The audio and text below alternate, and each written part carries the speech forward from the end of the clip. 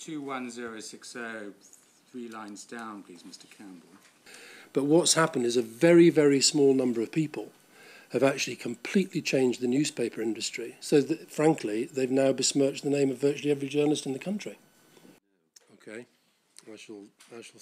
there comes a point with some people in public life or the entertainment industry where they are deemed to be such big figures that actually you can do and say anything and it kind of doesn't matter. I think the Princess of Wales, before she died, you could put her certainly in this category, and some showbiz people as well. There are some quotes here which perhaps is the point you're making.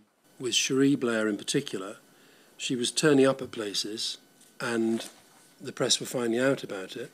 This sort of detail, I'm looking for culture, practices and ethics. I mean, I'd like to ask Mr. Kaplan whether I was covering a court case and I went to him and said, can you give me a quote for guilty and a quote for innocent?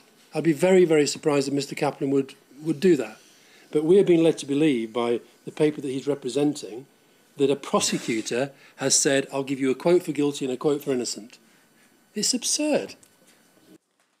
It's courtesy of Tabloid Watch. Do they ever stop and say, why are we spending all this money on private detectives? Probably not, because they know the answer. You know of no evidence which indicates that the Mail were involved in phone hacking, but by way of observation or comment, you're not prepared to say that the Mail were not involved in phone hacking. Correct. All sorts of stuff got out. Some of it may got out because people who were within the government were putting it out there. Perhaps. That does happen. But equally, there were all sorts of situations where you just sit there scratching your head thinking, how the hell did that get out? And given what we know now, I have revised my opinion in several regards as to how some stuff may have got out.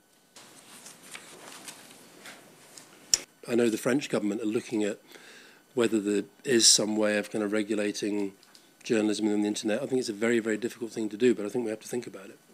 Well, that the judgment of the PCC was wrong, since the PCC in this instance...